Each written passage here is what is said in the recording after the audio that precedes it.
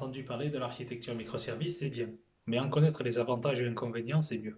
Je suis Christophe, de la chaîne AgoTuto Info, et aujourd'hui je vous propose une vidéo 100% vulgarisation. Cette vidéo se veut compréhensible par toutes les personnes, même si elles ne sont pas du tout du monde de l'informatique. J'utiliserai une analogie avec le monde de l'immobilier. Allez, trêve de plaisanterie, c'est parti. Pour loger 100 personnes, on peut avoir un immeuble avec 20 appartements de 5 personnes. Pour loger 100 personnes, on peut aussi avoir un quartier avec 20 maisons de 5 personnes. Prenons le cas où appartements et maisons représentent différents services d'une entreprise. Nous utilisons plus particulièrement 5 de ces services. Le service d'agence de voyage, le service de relations clients, le service d'achat de billets de train, le service de réservation de chambres d'hôtel et enfin le service de location de véhicules. Un client veut obtenir un devis pour un voyage qui comprend billets de train, chambre d'hôtel et location de véhicules. Le client n'est pas nouveau et son compte existe à la relation client. Comment se passe sa demande dans le cas de l'immeuble? Le client arrive au bas de l'immeuble avec sa demande. Il la dépose dans la boîte aux lettres de l'agence de voyage. L'agence de voyage la récupère. Elle contacte la relation client pour récupérer les informations de son compte. Elle demande ensuite au service d'achat de billets de train un devis, puis à la réservation d'hôtel, et enfin à la location de véhicules. Elle assemble le tout pour faire sa proposition et l'envoie au client. Des messages en bleu apparaîtront momentanément en bas à gauche durant la vidéo. Je vous invite à les ignorer si vous n'êtes pas développeur. Pour le quartier, il y a plusieurs choses à avoir en tête. Le quartier est de taille infinie. Le nombre de maisons peut donc être illimité.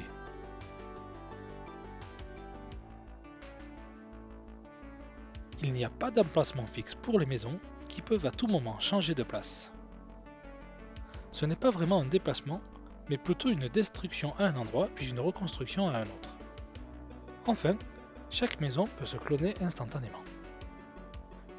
J'ai besoin de 2 maisons particulières pour faire fonctionner l'ensemble du quartier. Une maison de registre d'adresse. Chaque maison doit s'enregistrer dans la maison de registre d'adresse quand elle se construit en lui indiquant son nom, son adresse, un numéro où la joindre pour vérifier que tout va bien. La maison de registre va joindre à intervalles réguliers les maisons au numéro indiqué à l'enregistrement. Si une maison ne répond plus, elle est automatiquement exclue du registre d'adresse. Chaque maison présente dans le registre d'adresse peut récupérer la liste de toutes les maisons du quartier. Chaque maison connaît donc l'adresse de toutes les autres. Attention, on parle ici d'adresses internes au quartier qui sont inconnues du monde extérieur. Pour le moment, dans le registre se trouvent les maisons 1, 2 et 3 avec leurs adresses internes. La maison 4 se construit. Elle contacte la maison de registre d'adresse pour être ajoutée au registre. Le registre contient désormais la maison 4. Un incident survint à la maison 2. La maison de registre d'adresse contacte toutes les maisons de son registre. Contrairement aux autres, la maison 2 ne peut pas répondre que tout va bien. La maison 2 est donc exclue du registre. Une maison d'accueil et de guidage. Toutes les demandes clients passent par ici. C'est l'interlocuteur unique. Cette maison est la seule à avoir une adresse externe qui peut être considérée comme l'adresse du quartier. Le client n'a pas à connaître l'intérieur du quartier. Il ajoute simplement une mention à l'attention 2. Cette maison s'enregistre à la maison de registre d'adresse. À partir de la mention, elle retrouve l'adresse interne. La demande est transmise par un messager à la maison concernée. Au retour du messager, la réponse est envoyée au client. Tout d'abord quelques rappels, chaque maison a les adresses internes de toutes les autres, le client ne connaît que l'adresse de la maison d'accueil, et les demandes sont transmises par un messager. Le client fait sa demande de voyage avec la mention à l'attention de l'agence de voyage. La maison d'accueil envoie un messager vers la maison d'agence de voyage. La maison d'agence de voyage envoie un messager vers chaque maison. À la relation client, pour obtenir les informations clients, à la maison d'achat de billets de train pour les billets de train, à la réservation de chambre d'hôtel pour la chambre, et à la maison de location de véhicule pour le véhicule. La maison d'agence de voyage constitue le voyage et envoie un messager vers la maison d'accueil, qui ensuite fait suivre au client. Pour le moment, c'est juste plus compliqué. Sans compter qu'avec tes messagers, tu peux avoir des problèmes de lenteur si le trafic est surchargé. Pour le moment, aucun intérêt. Je t'accorde le problème éventuel de trafic surchargé. Mais maintenant, on va passer à tous mes avantages. Ton agence de voyage a certainement beaucoup plus de travail avant l'été. Comment t'adaptes-tu à cette montée en charge? Impossible d'agrandir l'appartement agence de voyage.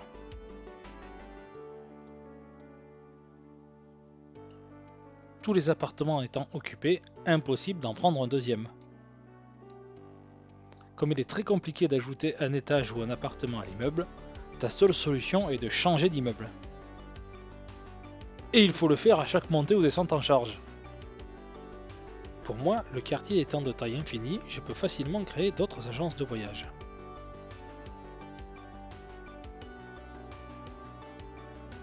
Les nouvelles agences de voyage s'enregistrent à la maison de registre d'adresse. La maison d'accueil réalise la répartition de charges entre les agences de voyage. À la relation client, on préfère le chauffage au gaz. À la location de voiture, on préfère le chauffage électrique. À l'achat de billets de train, on préfère un immeuble avec mur en béton. À la réservation d'hôtel, on préfère un mur végétal. C'est évidemment impossible pour toi de satisfaire tout le monde. L'immeuble est commun à tous, chacun ne peut pas choisir. Et ce n'est pas toujours un problème esthétique. Certains choix peuvent influencer la performance du service. Il y a donc chez toi un problème de dépendance au niveau technologique. Il y en a un aussi au niveau temporel. Si c'est le jour du dératiseur, l'immeuble entier est fermé. Trouver une date qui convient à tous ne sera pas évident. De mon côté, chacun sa maison, donc indépendance. Indépendance technologique et temporelle. Pas de fermeture globale, chacun gère son planning. Chacun choisit la meilleure technologie pour ses besoins. Passons maintenant à la gestion des incidents. Un incident se produit à la réservation d'hôtel. Il y a le feu. Que va-t-il se passer? Dans l'immeuble, le feu se propage. Dans le quartier, le feu est circonscrit à la maison. Comment gérer l'incident? On peut décider d'avoir systématiquement plusieurs maisons. Le but ici n'est pas de répartir la charge, mais d'avoir toujours au moins une maison opérationnelle. Comme vu précédemment en cas de problème, la maison est exclue du registre d'adresse. L'agence de voyage sait qu'il ne faut plus envoyer son messager pour cette maison. Donc ici, avant l'incident, on appelle les deux. L'incident survient, l'agence de voyage ne communique plus qu'avec la maison de réservation d'hôtel qui n'est pas en incident. Une autre solution est un fonctionnement en mode dégradé. Avant l'incident, l'agence de voyage envoie son messager vers la réservation d'hôtel. C'est le fonctionnement normal que nous connaissons, où ici, après l'achat des billets de train, on appelle la réservation de la chambre d'hôtel. Puis le véhicule, le voyage est constitué et envoyé au client. Pendant l'incident, l'agence de voyage utilise son mode dégradé. En prévision d'un incident potentiel de la réservation d'hôtel, l'agence de voyage récupère la veille au soir la liste des hôtels et leur disponibilité. Elle choisit un hôtel où il y avait beaucoup de disponibilité la veille et construit le voyage avec. Elle garde le fait qu'elle doit faire la réelle demande. Alors ici, après l'achat de billets, on ne va plus appeler la réservation d'hôtel, on appelle directement la réservation du véhicule.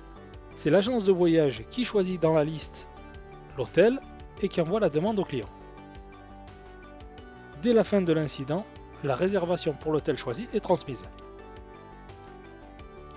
S'il y avait de la disponibilité, le client n'a rien vu. Sinon, un autre hôtel est choisi et l'agence informera le client. La vente n'a pas été perdue. Le client aurait pu contacter une autre agence pendant l'incident si le mécanisme du mode dégradé n'était pas en place. Nous en avons fini avec la gestion des incidents. Passons maintenant au cas de l'ajout d'un service. L'idée de pouvoir ajouter un guide rencontre du succès. On décide d'ajouter ce service. Grâce aux indépendances entre services, c'est simple, rapide et efficace. On peut vendre le guide seulement. Si on veut l'inclure dans un voyage, il suffit de se mettre d'accord avec les informations à transmettre au messager et les ajouter en option dans la demande de voyage. Le temps entre l'idée et la réalisation est appelé en marketing time to market. Il est intéressant de réduire au minimum ce délai pour devancer ses concurrents et augmenter sa rentabilité. En conclusion, revoyons d'abord les inconvénients. Nous aurons besoin de services supplémentaires, le service de registre d'adresse et le service d'accueil et de guidage. Il peut y avoir un problème éventuel de lenteur en cas de surcharge de trafic. Et maintenant, voyons tous les avantages. Une adaptation à la charge, on dit aussi mise à l'échelle, rendue possible par le clonage en cas de montée en charge et la suppression des clones quand la charge redevient normale. Une indépendance temporelle qui va permettre à chaque service de gérer son planning en autonomie et une indépendance technologique qui va permettre au service de choisir les technologies les plus adaptées à ses besoins, là encore sans tenir compte des autres services. Une meilleure gestion des incidents. Comme il n'y a pas de propagation, les services ne communiquant pas avec celui en incident ne sont pas impactés du tout. Pour ceux communiquant avec lui, un mode dégradé est possible. L'incident peut être vite résolu en recréant le service. Si le service a au moins un clone, alors il n'y a pas du tout d'interruption. Enfin, le time to market est beaucoup plus court, donnant un avantage concurrentiel non négligeable. Je tiens à remercier tous les auteurs pour les illustrations que j'ai trouvées sur le site Pixabay, ainsi que Jonter pour sa musique que j'ai trouvée sur le site Au bout du fil. J'espère que cette vidéo vous a plu. N'hésitez pas à liker, partager, commenter, et je vous dis à bientôt pour une future vidéo sur la chaîne AgoTutoRinfo.